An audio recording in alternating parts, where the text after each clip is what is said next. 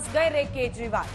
दिल्ली के मुख्यमंत्री ने अपनी गिरफ्तारी को दिल्ली हाईकोर्ट में चुनौती दी थी, लेकिन अदालत ने उस याचिका को खारिज कर दिया। केजरीवाल की गिरफ्तारी को सही बता दिया। फैसले में दिल्ली हाईकोर्ट ने केजरीवाल की ओर से दी गई सारी दलीलों को खारिज कर दिया, सख्त टिप्पणी की। केजरीवाल बार बार ये कहते रहे कि उन्हें सरकारी गवाहों के बयान के आधार पर गिरफ्तार किया गया है। इस पर कोर्ट ने कहा कि सरकारी गवाह के बयान पर सवाल उठाना कोर्ट पर सवाल उठाना है, क्योंकि तमाम सरकारी गवाहों के ये बयानात जो दर्ज हुए हैं वो मजिस्ट्रेट के सामने किए गए हैं। केजरीवाल अभी तक कहते रहे कि उनकी गिरफ्तारी राजनीति और एक साजिश है राजनीति की, और उनके खिलाफ कोई सबूत नहीं है। लेकिन दिल्ली हाईकोर्ट ने साफ कर दिया कि दिल्ली के सीएम के खिलाफ सबूत है। आज हम हल्ला बोल में इसी से जुड़े तमाम सवालों पर चर्चा करेंगे, जानेंगे कि अब कोर्ट की फटकार के बाद केजरीवाल सीएम की कुर्सी छोड़ेंगे या नहीं। लेकिन पहले ये रिपोर्ट।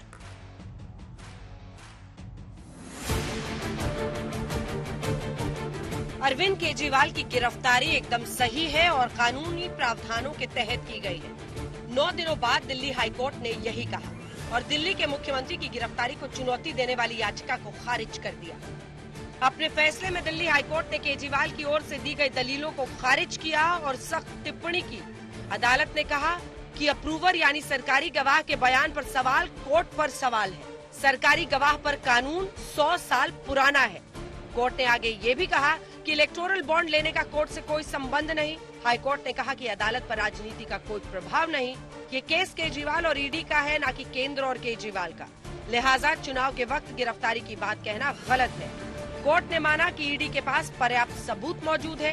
ईडी के पास हवाला डीलर के बयान है। दस्तावेजों के मुताबिक केजरीवाल साजिश में शामिल थे और न सिर्फ दिल्ली के मुख्यमंत्री बल्कि आम आदमी पार्टी के संयोजक के तौर पर भी शामिल थे। आज जो फैसला आया वो फैसला जज ने बहुत मेहनत के बाद, सारा एविडेंस देखने के बाद, केस फाइल देखने के बाद, सारी जांच करने के बाद जजमेंट दिया है और न्याय किया है। और कोर्ट ने ये भी कहा है कि एविडेंस मिला है और एविडेंस जो है मनी लॉन्ड्रिंग और मनी ट्रेल पूरा मिला है। ये सारी जिक्र जो है, ये सारा जिक्र जो है जजमेंट में है। कोर्ट ने कहा कि नहीं, ये जो है ईडी और अरविंद केजरीवाल के बीच की मैटर है, इसमें सेंट्रल गवर्नमेंट कहीं नहीं आता। दिल्ली हाईकोर्ट के फैसले के बाद सियासत तेज है। बीजेपी और आम आदमी पार्टी एक बार फिर आमने सामने। इंडिया अगेंस्ट करप्शन की अन्ना क्रांति से शुरू हुआ आंदोलन आज के में तब्दील हो गया है, यानी केजरी करप्शन क्रांति में तब्दील हो गया है। एक दशक के अंदर इतना बड़ा पराभव संभवतः भारत की राजनीति में कभी देखने को नहीं मिला होगा। पूरा का पूरा मामला मनी लॉन्ड्रिंग का नहीं, ये मामला हिंदुस्तान के इतिहास का सबसे बड़ा राजनीतिक षड्यंत्र है। उनको और उनकी पॉलिटिकल पार्टी को और उनकी दिल्ली और पंजाब की 2 सरकारों को नष्ट करने का, कुचलने का, खत्म करने का एक बड़ा षड्यंत्र है। अब आम आदमी पार्टी दिल्ली हाईकोर्ट के फैसले के खिलाफ सुप्रीम कोर्ट का दरवाजा खटखटाने की तैयारी कर रही है। आज मानयोग हाई कोर्ट ने यह स्पष्ट कर दिया कि जो कहा जा रहा था आम आदमी पार्टी के द्वारा कि अप्रूवर के बिहाफ पे केस बनाया गया है, ये गलत है।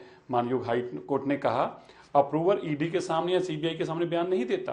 अप्रूवर 164 के तहत कोर्ट के जज के सामने बयान देता है, मजिस्ट्रेट के सामने, और उसको ऊपर सवाल उठाना, ये जुडिशरी सिस्टम के ऊपर सवाल उठाना है, जज के ऊपर सवाल उठाना है, उनकी मंशा के ऊपर सवाल उठाना है। हम सम्मान पूर्वक ये कहना चाहते हैं कि हम इस फैसले से सहमत नहीं है और इस फैसले के खिलाफ हम सुप्रीम कोर्ट जाएंगे और सुप्रीम कोर्ट के अंदर अपनी बात रखेंगे।